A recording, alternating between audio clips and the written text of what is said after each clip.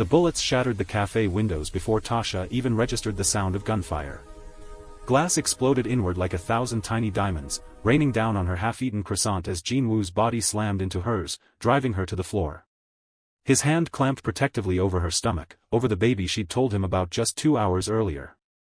The baby he'd planned. The baby he'd used to trap her in Seoul, in his world, in his arms. Around them, chaos erupted. Screams pierced the air as cafe patrons dove for cover. The sharp crack of gunshots echoed off marble walls. Tasha's ears rang, her heart hammering so hard she thought it might burst through her ribcage. Jinwoo's weight pressed her into the cold tile floor, his breath hot against her neck. She could smell his cologne mixed with something else, something metallic. Blood. Through the forest of overturned chairs and scrambling bodies, she saw him. One of the gunmen, stepping through the shattered window frame, weapon raised. His eyes locked on Jinwoo. On her. The world moved in slow motion as Jinwoo rolled, dragging her with him behind the counter. More gunfire.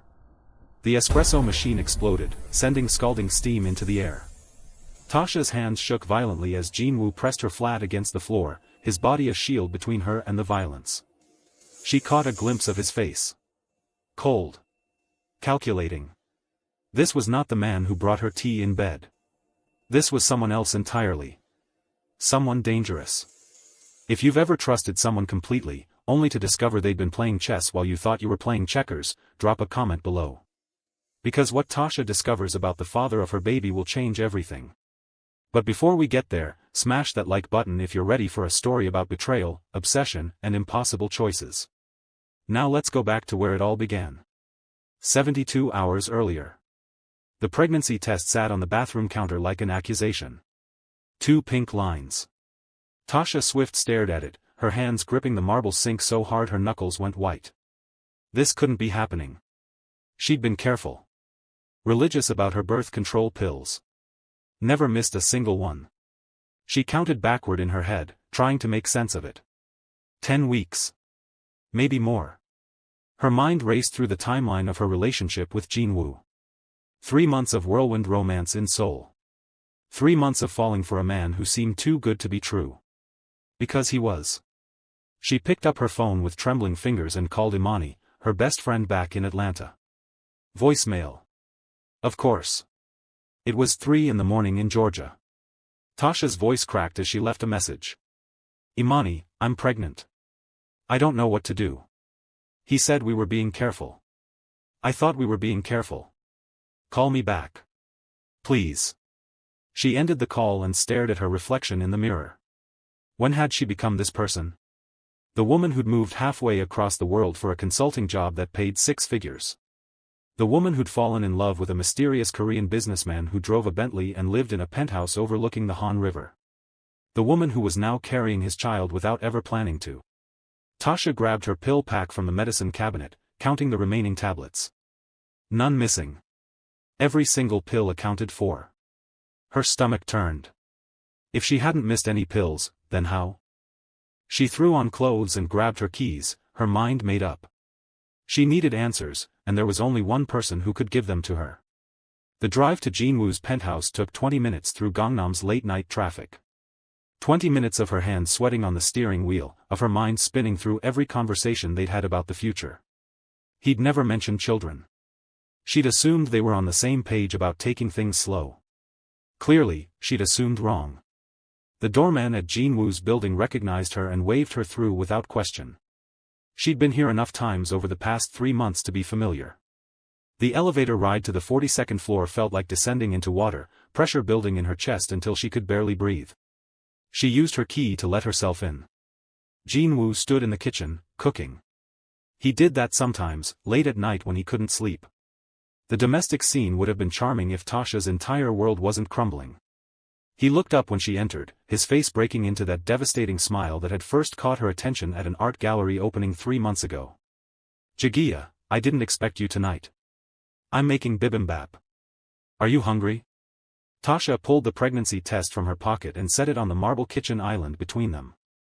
The smile faded from Jinwoo's face, replaced by something she couldn't quite read. Not surprise. Not shock. Something else. We need to talk, she said, her voice steadier than she felt. Jin-woo set down the knife he'd been using to chop vegetables. He wiped his hands on a towel with deliberate slowness, then walked around the island to face her. Up close, she could see the tension in his jaw, the way his dark eyes studied her face. "How far along?" he asked quietly. 10 weeks. Maybe more. She searched his face for any sign of the panic she felt. "Jin-woo, I don't understand. I never missed a pill. Not once." He was quiet for a long moment, his gaze dropping to her stomach, then back to her face. When he spoke, his voice was calm. Too calm. "I know you didn't miss any pills, Tasha." Her heart stopped. "What?" "I stopped using protection properly about 6 weeks ago." The words hung in the air between them like smoke. Tasha felt the floor tilt beneath her feet. "You what?" "I stopped being careful. I wanted this." His hand reached for hers, but she jerked away. "You wanted this? You sabotaged my birth control?" Her voice rose, echoing off the high ceilings. "You had no right. No right to make that decision for me." Jin-woo's expression hardened. "You were making plans to go back to America. I saw the emails to your recruiter. You were looking at job opportunities in Atlanta. You were going to leave. So you trapped me? You got me pregnant on purpose to keep me here?" Tasha's hands shook with rage. "Do you understand what you've done? Do you understand how violated I feel right now?" "I protected us," Jin-woo said, his voice low and intense. "I secured our future. You would have left, Tasha. You would have walked away from what we have. What we have is built on lies. You don't trap someone you love. You don't take away their choices." She grabbed her purse, headed for the door. She needed air. Needed space. Needed to think. Jin-woo moved faster than she expected, his hand closing around her wrist. Not painful, but firm. "Where will you go?" His voice was soft, almost gentle, which somehow made it worse. "Back to my apartment. Away from you." "And then what?" "Back to America. Raising my child on another continent." His thumb traced circles on her wrist, a gesture that used to comfort her and now made her skin crawl. "You're carrying my baby now, Tasha. That changes everything. Let go of me. You're under my protection now. Whether you want it or not." There was something in his tone that sent ice down her spine. Not a threat exactly, but a promise. An inevitability. She yanked her wrist free and ran.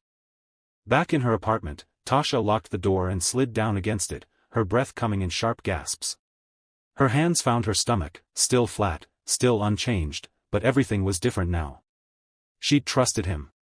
Fallen for his charm, his attentiveness, the way he looked at her like she was the only woman in the world. All of it calculated. All of it a trap. She pulled out her laptop with shaking hands and typed his name into the search bar. Kang Jin-woo. She'd done this before, months ago when they first started dating, but she'd only skimmed the surface. Wealthy businessman. Import-export company. Connections to Seoul's elite. Now she dug deeper, translating Korean news articles with growing horror. The headlines painted a picture she'd refused to see. Kang Corporation linked to underground activities. Businessmen questioned in connection with Gangnam District incident. Rumors of organized crime ties to prominent family. She clicked on an image, and her blood ran cold.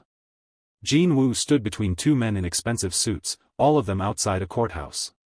The caption identified him as a person of interest in an investigation that had mysteriously been dropped. Another article mentioned the Biko Syndicate, the White Tiger organization that controlled significant portions of Seoul's underground economy. The article didn't name Jin-woo directly, but it didn't have to. The connections were there, hidden in plain sight for anyone willing to look hard enough. Tasha's mind flashed back to all the times she'd ignored the warning signs. The bodyguards who followed them everywhere, men Jin-woo called his drivers or assistants. Daesung and Hyun-woo, always nearby, always watching. The way restaurants cleared tables for them without reservation. The phone calls Jin-woo took in Korean, stepping away with a terseness that didn't match his usual smooth demeanor. The expensive gifts that appeared without explanation. The questions he never answered about his business. She'd been willfully blind, seduced by the fairy tale of being swept off her feet in a foreign country by a handsome, wealthy man who treated her like a queen. Now she saw the cage he'd been building around her, bar by bar, choice by choice. Her phone buzzed. Jin-woo calling. She let it ring. It buzzed again. A text this time. We need to talk. Tomorrow morning. Cafe Sora, 9 a.m. Please, Jagiya. For our child. Tasha stared at the message. Our child. 2 words that bound her to him in a way she'd never agreed to. She wanted to refuse, to block his number, to book a flight back to Atlanta and never look back. But she couldn't. Her passport sat in Jin-woo's safe at his penthouse. He'd offered to keep it secure for her weeks ago, and she'd thought nothing of it. Another bar in the cage. She typed back with numb fingers. Fine. 9 a.m. Then she opened a new browser window and searched for the U.S. Embassy in Seoul. Whatever happened tomorrow, she needed an exit strategy. She needed to get her passport back. She needed to get out of this country before Jin-woo's trap closed completely. Sleep didn't come that night. Tasha lay in bed, one hand on her stomach, trying to process the reality growing inside her. A baby. Jin-woo's baby. A child conceived not out of love or mutual decision, but out of one man's obsessive need for control. What kind of father would he be? What kind of life could she give a child trapped between 2 worlds, 2 countries, 2 impossible choices? By the time dawn broke over Seoul's skyline, Tasha had made a decision. She would meet Jin-woo. She would hear what he had to say. And then she would find a way to leave, even if it meant leaving everything behind. The morning air was crisp as she drove to Itaewon, where Cafe Sora occupied a corner of one of the neighborhood's trendiest streets. She arrived early, hoping to claim some psychological advantage, but Jin-woo was already there. Of course he was. He sat at a table by the window, looking like he'd stepped out of a magazine in a perfectly tailored charcoal suit. 2 tables away, she spotted Daesung and Hyun-woo, his ever-present shadows.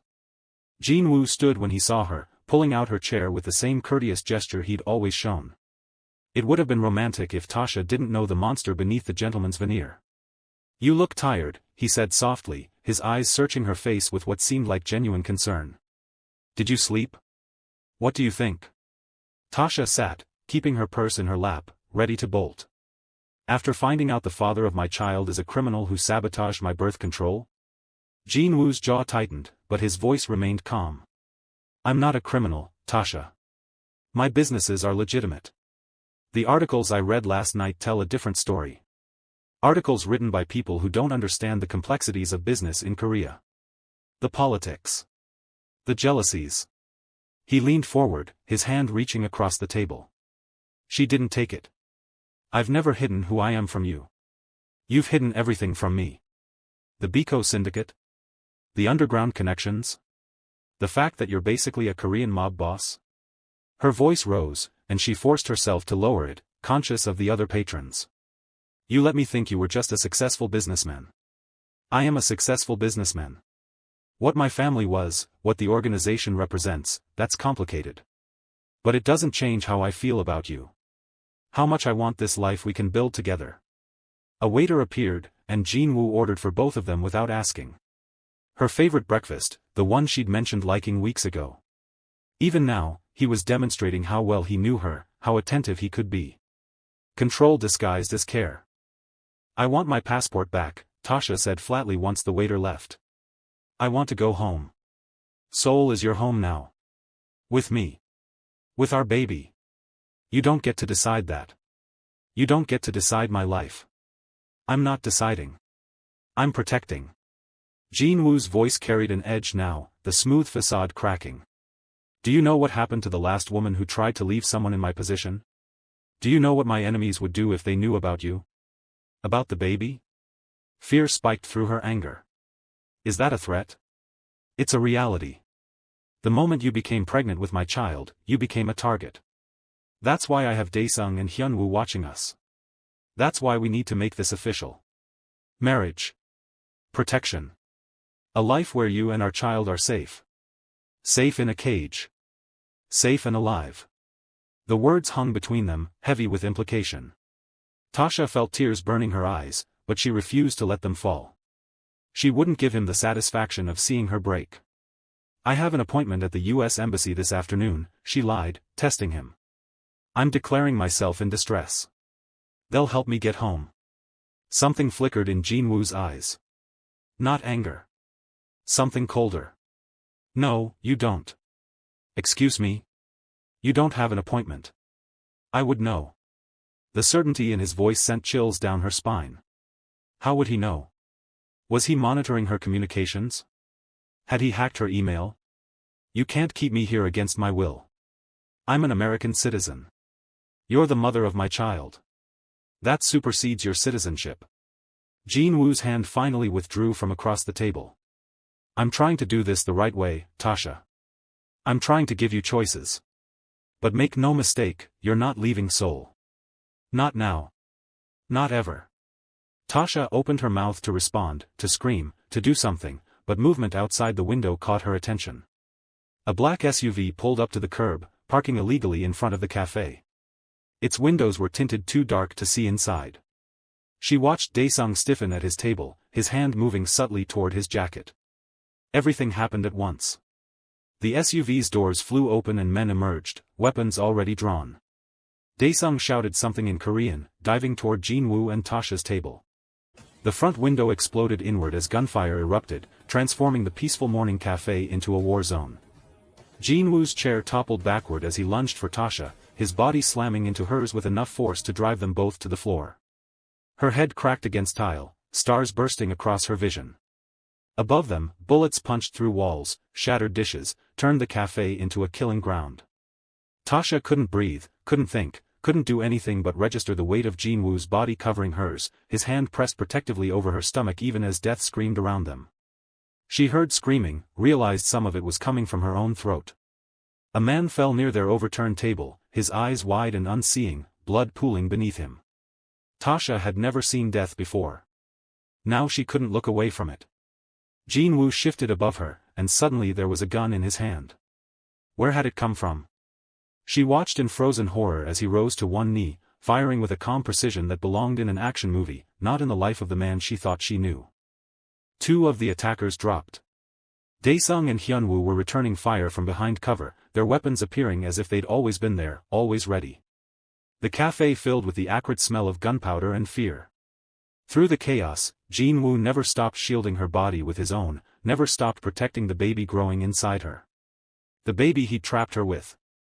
The baby that was now the only reason she was still alive. As suddenly as it started, the gunfire stopped. The remaining attackers retreated to their SUV, tires squealing as they fled. In the terrible silence that followed, Tasha could hear car alarms, crying, the tinkle of falling glass. Jinwoo's face appeared above hers, his hands frantically checking her body for injuries. Are you hurt? Tasha, look at me. Are you hurt? The baby? She couldn't speak. Couldn't process what had just happened. Her ears rang from the gunfire. Her hands were covered in someone else's blood. We need to move. Now. Jinwoo pulled her to her feet, half carrying her toward the cafe's back entrance. Daesung and Hyunwoo flanked them, weapons still drawn, scanning for additional threats. A bulletproof SUV waited in the alley, engine already running. Jinwoo pushed Tasha into the back seat and climbed in after her, barking orders in rapid Korean to the driver. The vehicle lurched into motion, speeding through Seoul streets with practiced precision. Tasha sat frozen in the back seat, her body trembling uncontrollably. Jinwoo tried to pull her close, but she shoved him away with a strength born of pure adrenaline and terror. Don't touch me. Don't you dare touch me. Her voice cracked, hysteria creeping in at the edges. Those men, they were trying to kill us. They were trying to kill me. Jinwoo's face was granite, his eyes scanning the streets through the tinted windows. They were trying to kill me. You were collateral damage. That's why I told you this morning that you're a target now. This is the world I live in, Tasha. The world you're now part of whether you accept it or not. She looked down at her hands, still shaking, still stained with blood that wasn't hers.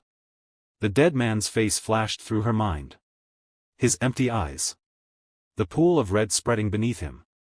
She was going to be sick. Pull over. Pull over right now. The driver glanced at Jinwoo, who nodded curtly. The SUV swerved to the curb and Tasha barely got the door open before she vomited onto the pavement, her entire body heaving. Jin Woo's hand found the small of her back, steadying her. She wanted to push him away again, but she didn't have the strength. When the spasms finally stopped, he handed her a bottle of water and a handkerchief. Always prepared. Always in control. Where are we going? She managed to ask, her voice hoarse.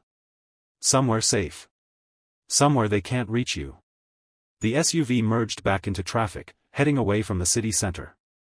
Tasha watched Seoul's familiar streets give way to highways, then to countryside.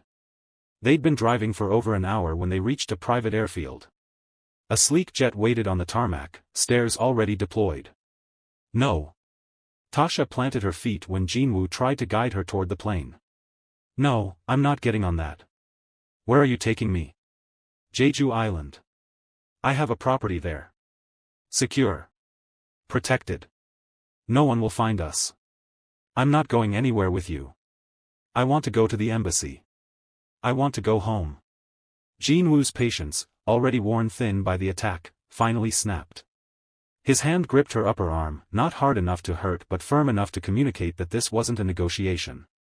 Listen to me very carefully, Tasha. Those men at the cafe weren't random thugs. They were professionals. They knew where we'd be, knew the exact time. Someone leaked our location, which means someone in my organization has turned. Until I find out who, nowhere in Seoul is safe for you. Not your apartment. Not a hotel. Certainly not the embassy, which is probably under surveillance. He pulled her closer, his voice dropping to something almost gentle. I know you hate me right now. I know you think I'm a monster. Maybe I am. But I will protect you and our child with my life. That's not negotiable. Now get on the plane. Tasha looked into his eyes and saw the truth there. He meant every word. This wasn't about controlling her anymore. This was about survival. She got on the plane. The flight to Jeju took less than an hour. Tasha sat as far from Jinwoo as the cabin allowed, staring out the window at the clouds below, trying to process everything that had happened in the last 12 hours. Yesterday morning, her biggest worry had been a positive pregnancy test. Now she'd witnessed a murder, survived an assassination attempt, and was being taken to an island fortress by a man who claimed to love her but had violated her in the most fundamental way possible. Jinwoo spent the flight on his phone, speaking in rapid Korean to what sounded like different people. Giving orders. Demanding answers. Being the crime lord he actually was beneath the businessman facade. At one point, his voice rose sharply, and Tasha caught enough tone to understand he was threatening someone. The man on the phone had made a mistake. That mistake had almost cost Tasha her life. She wondered if that person would live to see tomorrow. The thought should have horrified her more than it did. When they landed, 3 more SUVs waited on the tarmac. The security had tripled. Jinwoo's hand found hers as they descended the stairs, and this time she didn't pull away. She was too exhausted to fight, too overwhelmed to protest. The drive from the airport took another 30 minutes, winding through Jeju's volcanic landscape until they reached the coast. The property sat on a cliff overlooking the ocean, a sprawling compound that looked more like a fortress than a home. High walls. Security cameras. Armed guards at every entrance. Jinwoo's hand never left the small of her back as he guided her inside. The interior was beautiful, all clean lines and floor-to-ceiling windows with ocean views, but Tasha barely registered the luxury. She saw only the cage. The guards. The isolation. The master bedroom is upstairs, Jinwoo said, his voice gentler now. You should rest. It's been a traumatic morning. Traumatic, Tasha repeated flatly. That's one word for it. A middle-aged woman appeared, bowing respectfully. Jinwoo spoke to her in Korean, and she nodded, gesturing for Tasha to follow. Mrs. Kong will show you to your room and help you with anything you need, Jinwoo explained. I've arranged for a doctor to come check on you and the baby. He should arrive within the hour. I'm not Mrs. Kong. Not yet. The words were soft but definitive. Tasha was too tired to argue. She followed the housekeeper upstairs to a bedroom that could have been featured in a design magazine.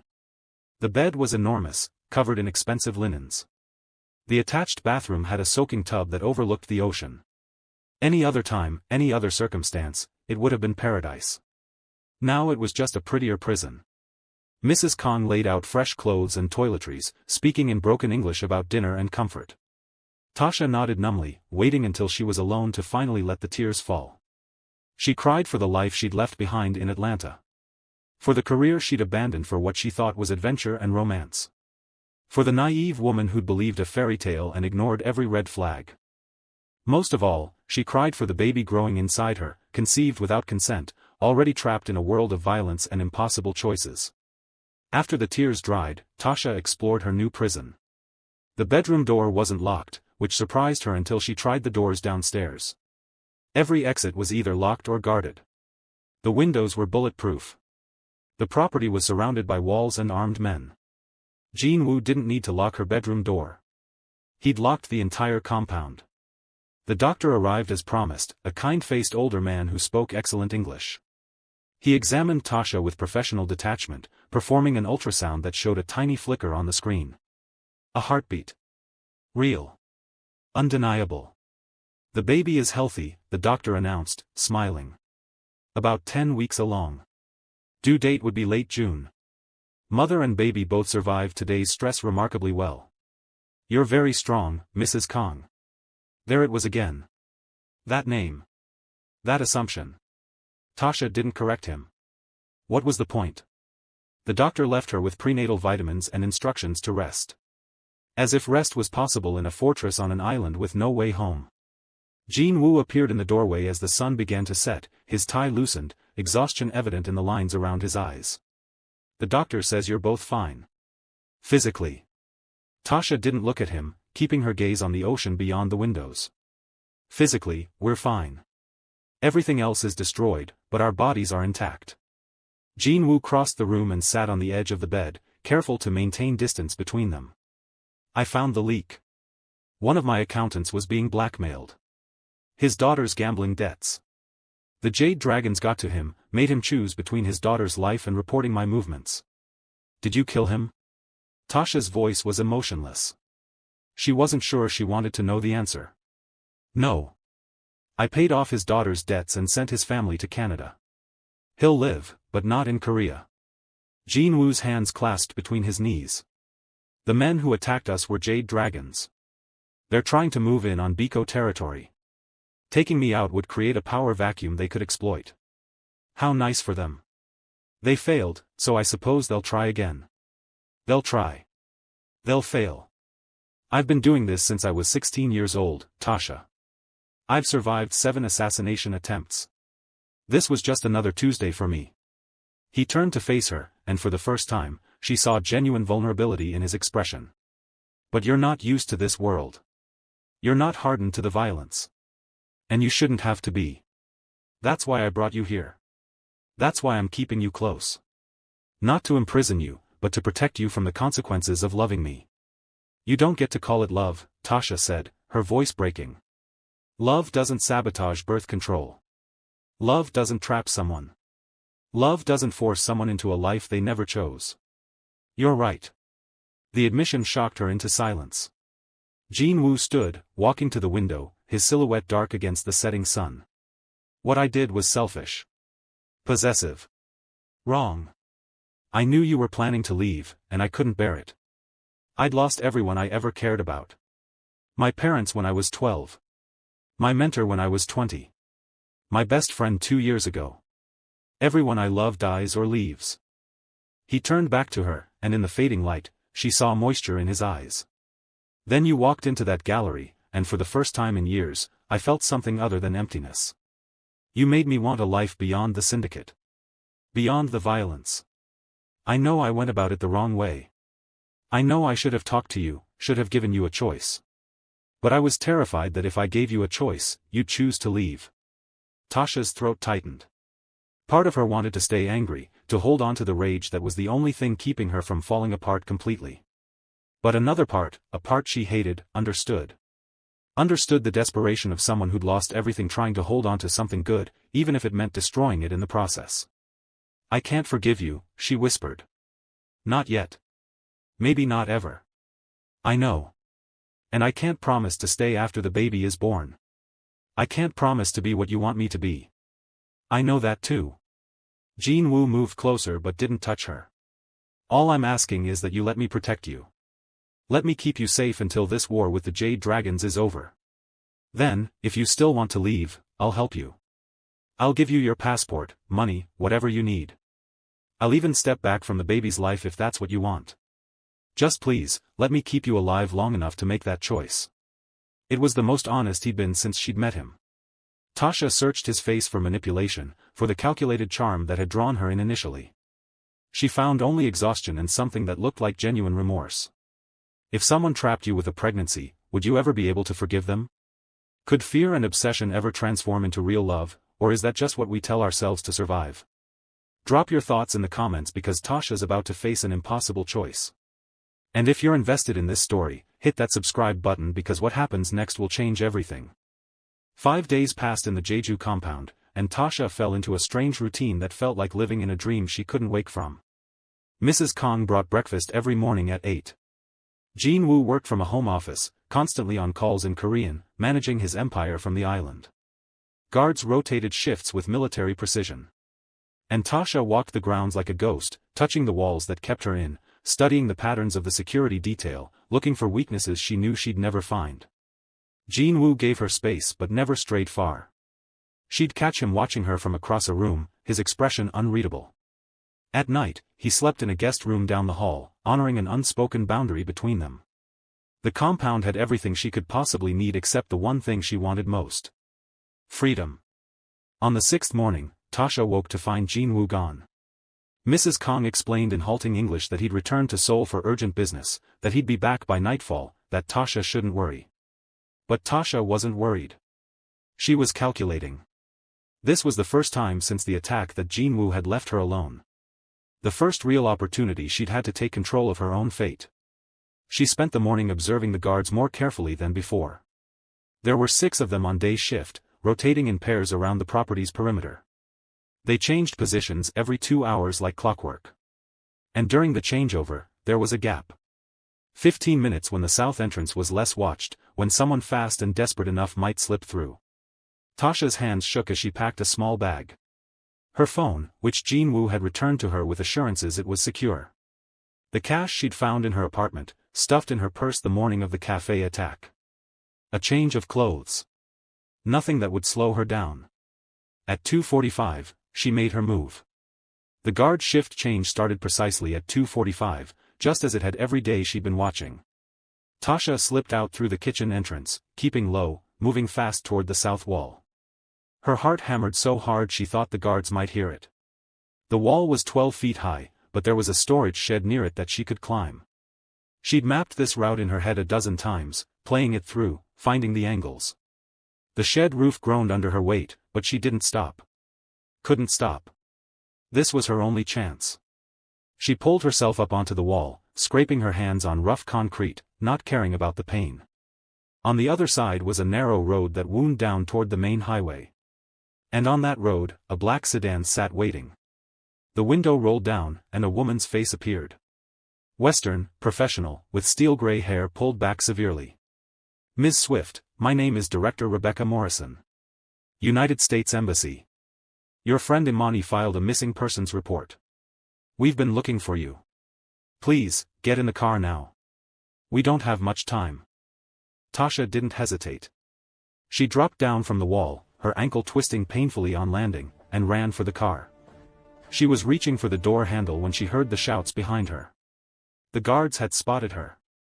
Morrison leaned across and threw open the passenger door. Now, Ms. Swift. Tasha dove into the car, and Morrison hit the gas before her door was even closed. The sedan lurched forward, tires squealing on the narrow road. Through the rear window, Tasha could see guards spilling out of the compound's main gate, weapons drawn, but they weren't shooting.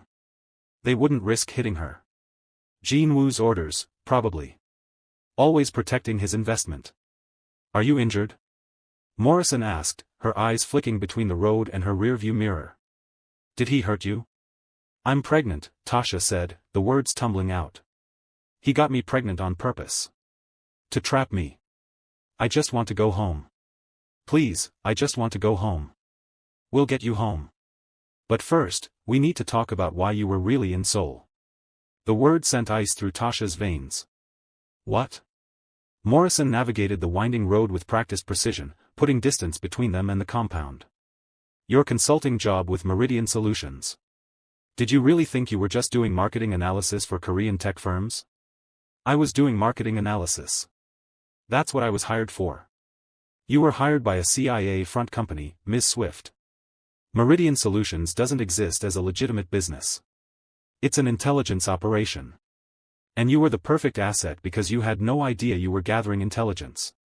The car swerved slightly as Tasha grabbed the dashboard. No. No, that's not possible. I interviewed with real people. I had real clients. You had handlers and targets.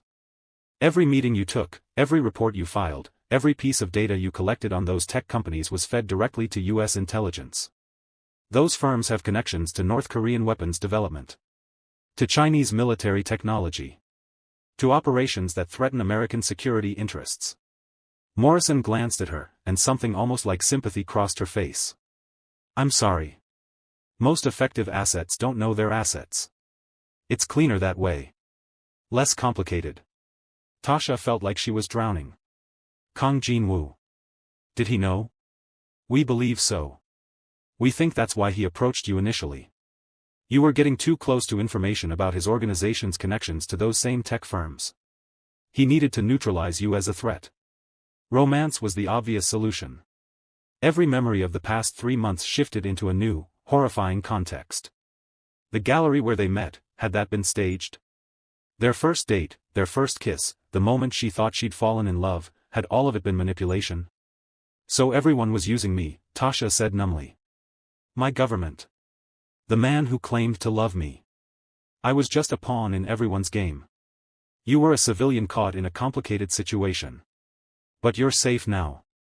We have a plane waiting at Jeju International Airport. We'll fly you to a secure location in Japan, then back to the United States. Witness protection if you want it. A new identity. A fresh start. And the baby? That's your choice, Ms. Swift. We can arrange for medical care, whatever you decide. But I strongly advise against maintaining any contact with Kang Jin-woo. He's dangerous. And the longer you're connected to him, the more danger you're in. The sedan merged onto the main highway, heading toward the airport. Freedom was 15 minutes away. A plane. American soil. Her old life waiting on the other side of the ocean. Tasha put a hand on her stomach, feeling nothing yet but knowing something was there. A cluster of cells that would become a person. A person who was half her, half Jin-woo. Half victim, half villain. Could she really walk away from that? Could she raise this child alone, always wondering, always looking over her shoulder? Morrison's phone rang, and she answered it in rapid Korean. Her expression darkened. We have a problem. Kang's people have roadblocks on all routes to the airport. He's mobilized his entire organization. Can we get through? Not without a confrontation. And if shooting starts with you in the car, this becomes an international incident. U.S. Embassy official in firefight with Korean organized crime. Morrison pulled the car to a stop, killed the engine. I need you to make a choice, Ms. Swift. We can try to run this blockade, and maybe we make it, maybe we don't. Or we can negotiate. Let Kang come to us. Let him make his case. And then you decide, clearly and on the record, whether you're staying or going. If you say go, we go, and he'll have to back down or risk everything. Tasha looked out at the Jeju landscape, so beautiful it hurt. She'd come to Korea looking for adventure, for a story she could tell herself about being brave and independent. Instead, she'd found violence and betrayal and a love that was really obsession wrapped in expensive suits. But she'd also found something else, hadn't she? In Jin-woo's eyes when he covered her body at the cafe. In his voice when he admitted his wrongs. In the vulnerability he'd shown that night in the fortress bedroom. Maybe it was Stockholm Syndrome. Maybe it was denial. Or maybe it was something more complicated than she wanted to admit. Call him, Tasha said quietly. Let him come. Morrison studied her for a long moment, then nodded and made the call. 20 minutes later, a convoy of black vehicles appeared on the road ahead.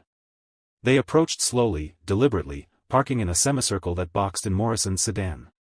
The doors opened, and Jin-woo emerged from the lead vehicle, flanked by Daesung and Hyun-woo. A dozen other guards fanned out behind them, weapons concealed but ready. Jin-woo walked toward the sedan alone, his hands visible, his expression carefully neutral. He stopped 10 feet from Tasha's door, waiting. Morrison looked at Tasha. Do you want me to come with you? No. This conversation needs to be just us. Tasha opened the door and stepped out into the afternoon sun. The wind from the ocean whipped her hair around her face as she faced the man who destroyed and saved her in equal measure. Jin-woo's eyes swept over her, checking for injuries, the gesture so automatic he probably didn't realize he was doing it. You're hurt. Your hands are bleeding. I climbed a wall. Walls have rough edges. Tasha kept her distance, maintaining the space between them like a physical barrier. Appropriate metaphor, don't you think? Everything about us has rough edges. You were running away. I was exercising the freedom you stole from me. Into the arms of the CIA who used you without consent? Who put you in danger? Who made you a target? Jin-woo's voice rose slightly, the first crack in his control. At least with them I'm a person, not a possession. Tasha shouted back. At least they're offering me choices, even if those choices are illusions. You didn't even give me the illusion, Jin-woo. You just took what you wanted and justified it as protection. Because I love you. The words exploded out of him, raw and desperate. Because the thought of you leaving, of never seeing you again, of our child growing up without knowing me, it's worse than any bullet, any blade, any death I've faced. I know that makes me selfish. I know that makes me wrong. But it doesn't make it less true. Tasha felt tears burning her eyes, but she refused to let them fall. Not here. Not now. Love isn't supposed to hurt like this. Love isn't supposed to feel like drowning. No, Jin-woo agreed, taking a single step closer. Love is supposed to be a choice.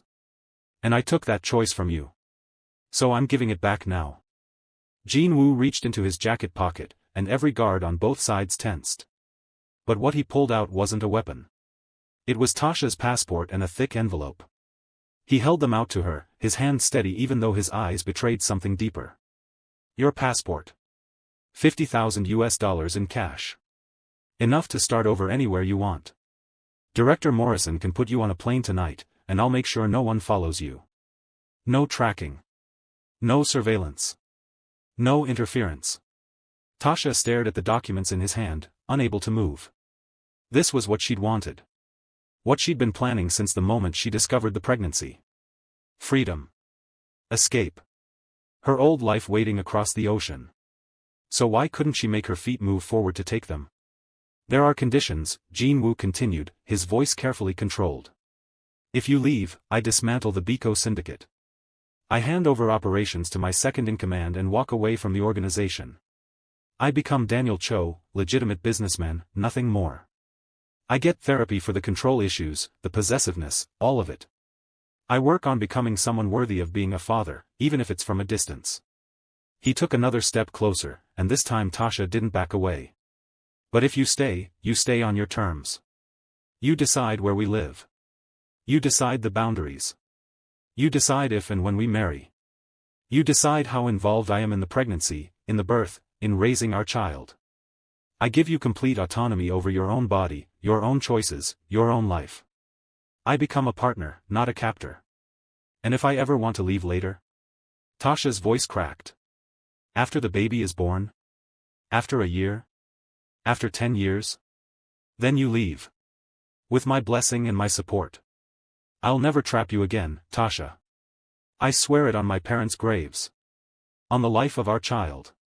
On whatever honor I have left. He was close enough now that she could see the exhaustion in his face, the fear barely masked beneath the surface. I know I don't deserve your trust. I know I destroyed any foundation we might have built. But I'm asking you to take a leap of faith. Not in who I was, but in who I'm willing to become for you and our baby. Director Morrison's voice cut through the moment. Ms. Swift, I need to remind you that Kang Jin-woo is under investigation by multiple international agencies. Staying with him means accepting a life of scrutiny, danger, and moral compromise. We can protect you from all of that. We can give you a normal life. Normal, Tasha repeated, the word bitter on her tongue. She looked at Morrison, this woman who represented her government, her country, her supposed salvation. Like the normal life I had when you were using me as an unwitting spy. Like the normal life where I was gathering intelligence I didn't know I was gathering? That kind of normal? Morrison's expression didn't change. That operation kept weapons technology out of hostile hands.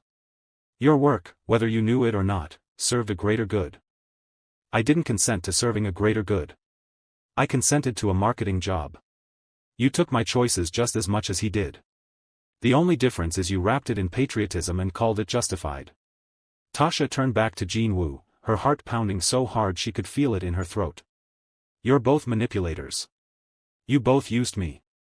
You both made decisions about my life without my permission. But at least you're admitting it. At least you're trying to make it right, even if I don't know if that's possible. She looked down at her stomach, still flat, still hiding the secret growing inside. A baby conceived without her consent but existing nonetheless. A baby who would need a mother strong enough to make impossible choices.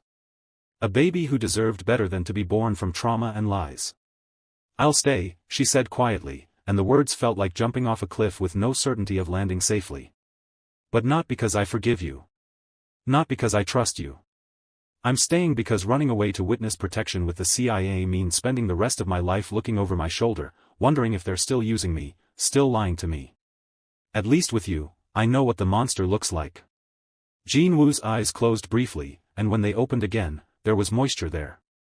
I'll spend every day proving I can be more than a monster. I promise you that. Promises are easy. Actions are what matter. Tasha finally took the passport and envelope from his hand, their fingers brushing for just a moment. I want to leave Korea. Both of us. New country, new identities, completely legitimate life. If you really mean what you say about dismantling the syndicate, then we start over somewhere no one knows us. Somewhere your enemies can't find us. Somewhere our child can grow up without bulletproof windows and armed guards. Done. Where do you want to go? Jin-woo's response was immediate, no hesitation. New Zealand. Queenstown. Mountains and ocean and space to breathe. We become Daniel and Tasha Cho, and you figure out who you are when you're not a crime lord. And you'll go to therapy? Every week. Whatever it takes. And I control my own birth control, my own medical decisions, my own body from this moment forward? Completely. I'll never touch your autonomy again. Tasha turned to Morrison, who watched the exchange with professional detachment. Tell Imani I'm okay. Tell her I'm making my own choice this time, even if it's complicated. And tell your agency that I'm done being an asset. If they ever try to use me again, I'll go public with everything. I'll burn the whole operation down. Morrison's lips pressed into a thin line. You're making a mistake, Ms. Swift. Men like Kang Jin-woo don't change. They just get better at hiding what they are. Maybe. Or maybe people are more complicated than the boxes we put them in. Either way, it's my mistake to make. My choice. My life. Tasha walked back toward Jin-woo's convoy, not looking back to see if he was following. She knew he would be.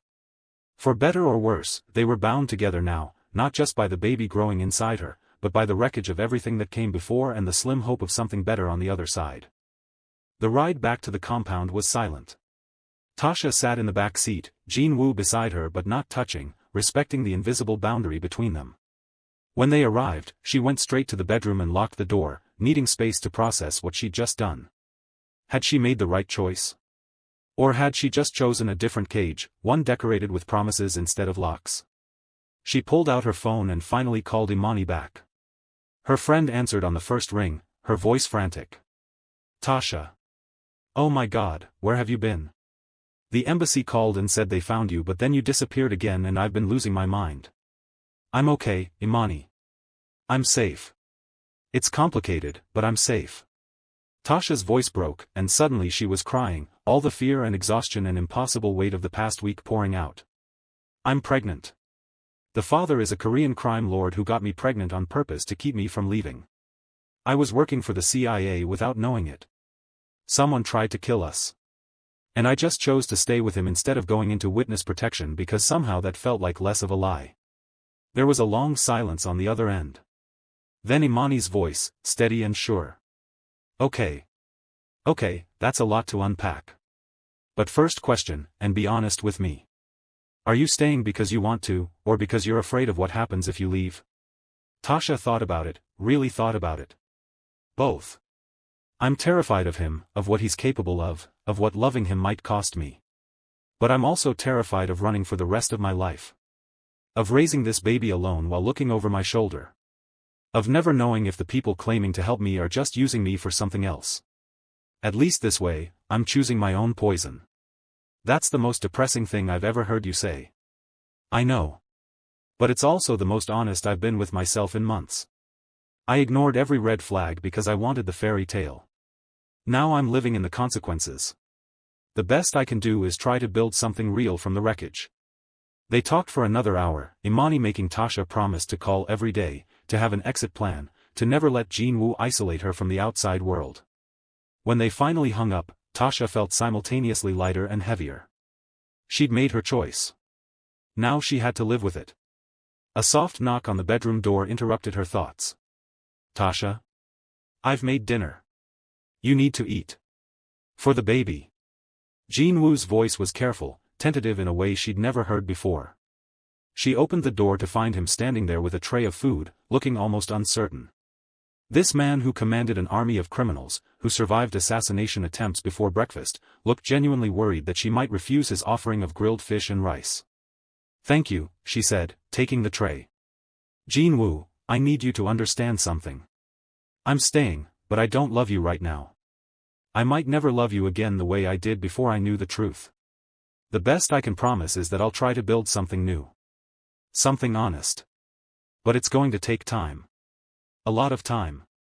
I understand. I'll wait as long as it takes. Forever if I have to. He turned to leave, then paused. I called my therapist in Seoul. She's setting up video sessions twice a week starting tomorrow. And I've begun the process of transferring the syndicate operations. It'll take a few months to do it properly, but it's happening. Good. That's a start. Tasha closed the door and ate her dinner alone, watching the sun set over the Jeju Ocean. Somewhere out there was the life she'd left behind in Atlanta. The normal, boring, safe life where the most dangerous thing she faced was a difficult client or a late deadline. That life was gone now, as surely as if it had never existed. In its place was this strange new reality where she was pregnant with a crime lord's baby, where she'd been an unwitting spy, where she'd survived an assassination attempt and chosen to stay with her captor because all the other options were somehow worse. It wasn't a fairy tale. It wasn't even a particularly good story. But it was hers. Her choice. Her life. And for the first time since she'd seen those 2 pink lines on the pregnancy test, Tasha felt like she had some control over what happened next. That night, she dreamed of a little girl with her dark skin and Jin-woo's intense eyes, growing up in a house by the mountains, safe from the violence that had brought her into existence. It was a nice dream. Tasha hoped reality would be kind enough to let even a piece of it come true. When she woke the next morning, Jin-woo was already gone, off to Seoul to begin the complicated process of dismantling an empire he'd spent his adult life building. Mrs. Kong brought breakfast and a note written in Jin-woo's precise handwriting. I'm making good on my promises. Starting today. I'll be back by dinner. If you need anything, Daesung has orders to get it for you, no questions asked. You're not a prisoner anymore, Tasha. You're the mother of my child and the woman I'm trying to deserve. I hope someday that will be enough. 6 months passed in a blur of transformation. The Jeju compound became a temporary home while Daniel systematically dismantled his criminal empire. Tasha watched him spend hours on encrypted calls, transferring operations, settling debts, ensuring his exit wouldn't create a power vacuum that would endanger them. True to his word, he attended therapy twice weekly via video conference. Some sessions left him pale and shaken, facing demons he'd buried for years. Tasha started her own therapy, processing the trauma of everything that had happened. Learning to separate fear from genuine feeling. Understanding that her choice to stay didn't make her weak, it made her strategic. In her 4th month of pregnancy, they moved to New Zealand.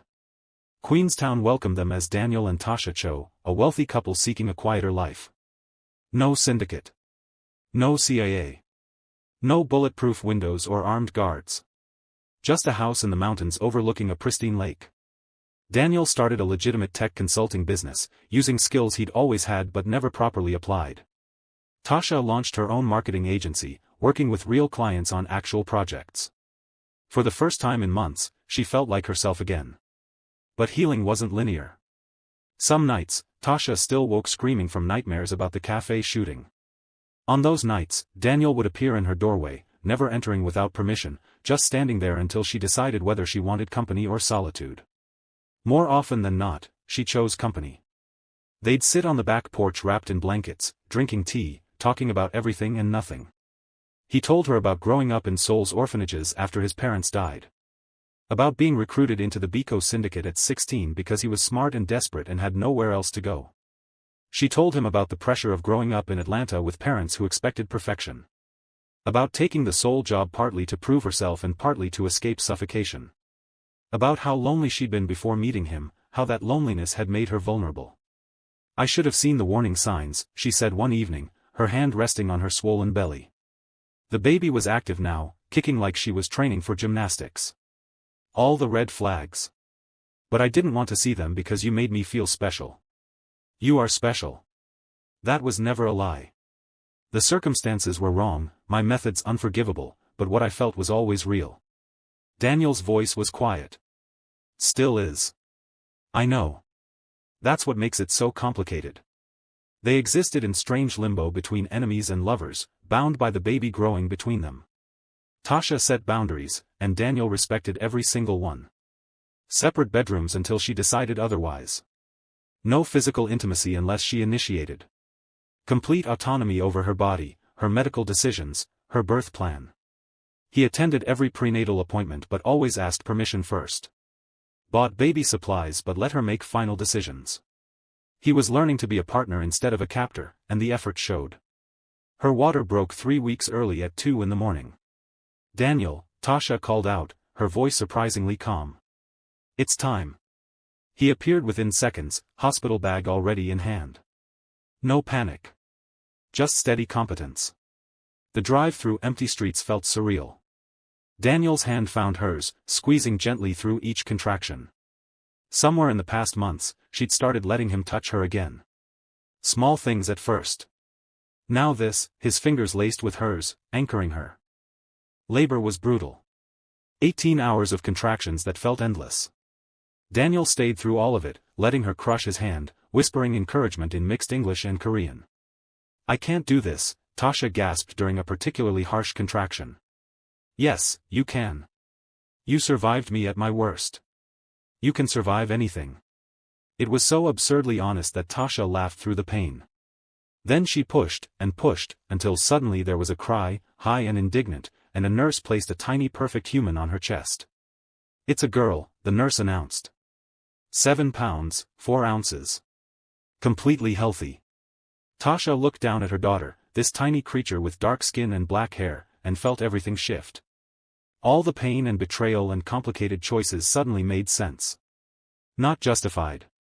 Not forgiven. But contextualized. "Naomi," she whispered, touching impossibly small fingers. "Naomi Sun Cho." Daniel leaned over them, tears streaming down his face. "Hello, little one," he whispered. "I'm your father.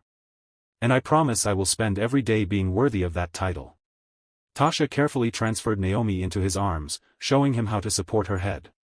Daniel held their daughter like she was made of starlight, his expression transformed into pure wonder. "She's so small. How is something so small so perfect?" "I don't know.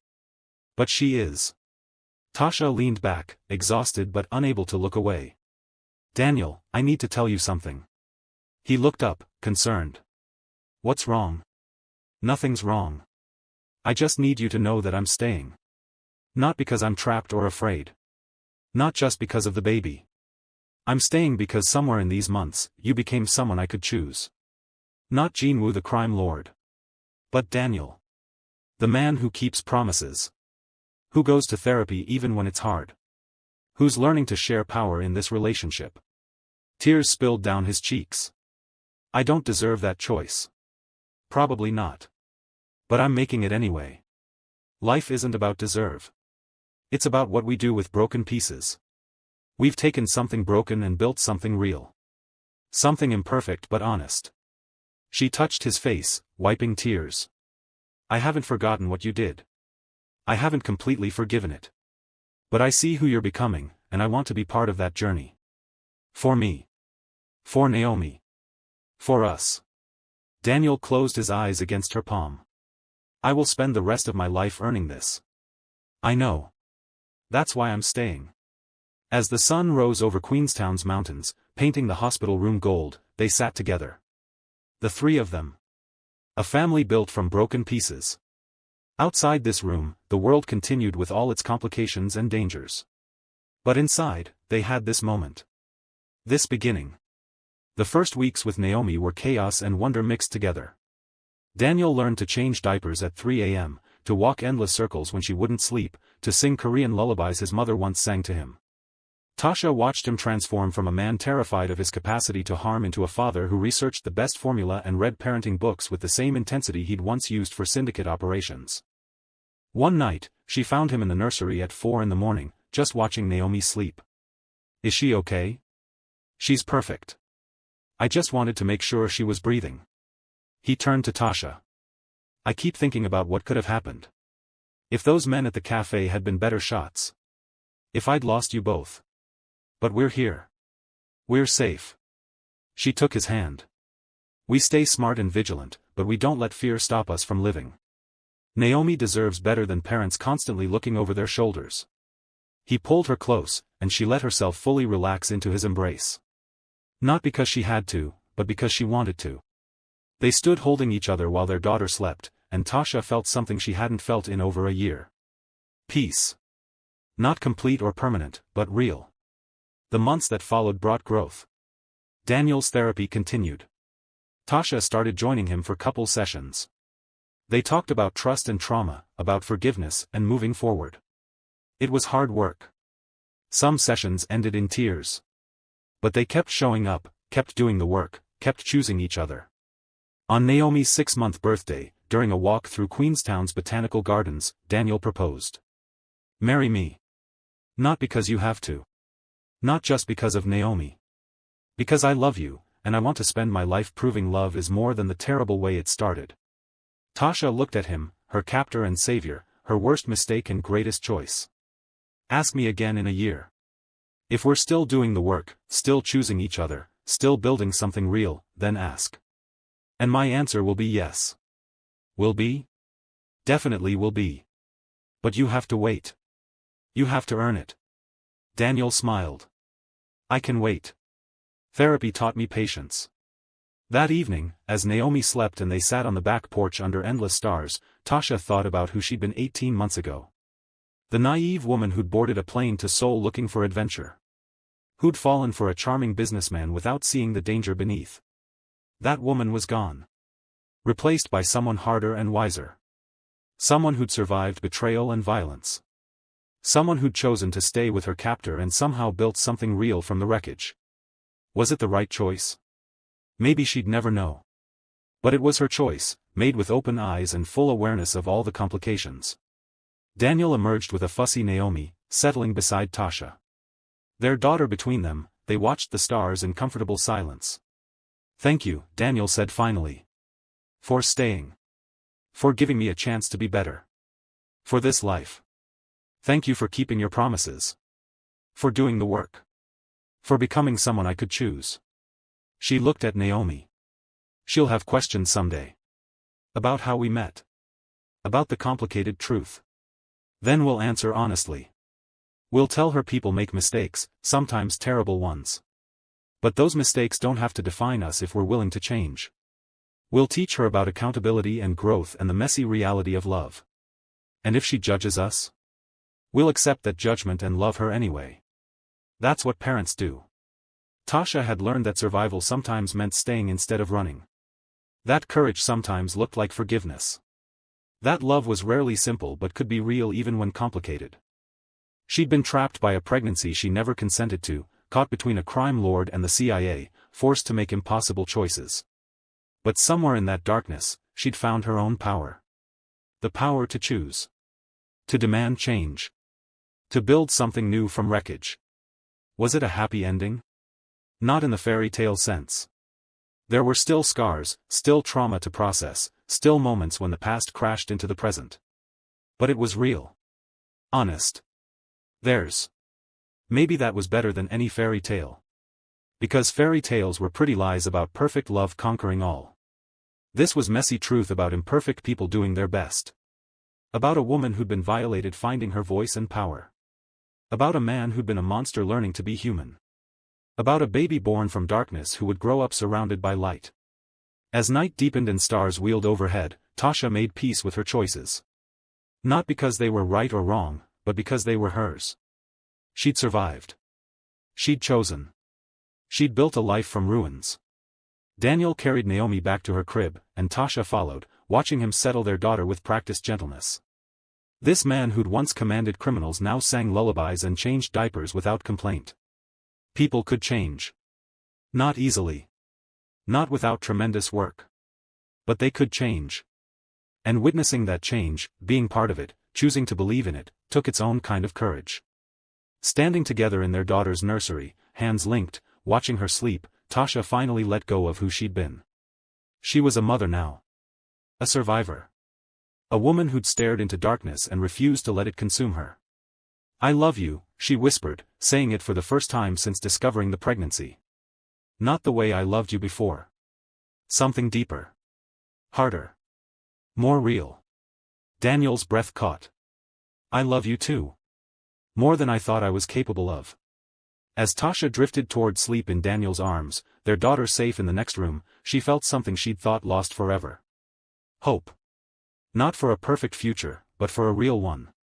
A complicated, messy, beautiful one they'd build together, day by day, choice by choice, from broken pieces of everything that came before. So what do you think? Was Tasha right to stay or should she have run? Can people really change or was she fooling herself? If this story moved you, challenged you, or made you think, smash that like button. Drop a comment sharing your honest thoughts. Do you think this was love or Stockholm Syndrome? Redemption or delusion? Hit that subscribe button because we've got more Afro-Korean Mafia stories coming that will keep you up at night asking these same impossible questions. Stories about love and power, survival and choice, the messy reality of being human in a complicated world. Thanks for staying with Tasha's story to the end. Some stories don't have neat conclusions. Some just have people doing their best with impossible situations. And maybe that's the most honest ending of all. This was her story. Her choice. Her life. And in the end, that's all any of us can control.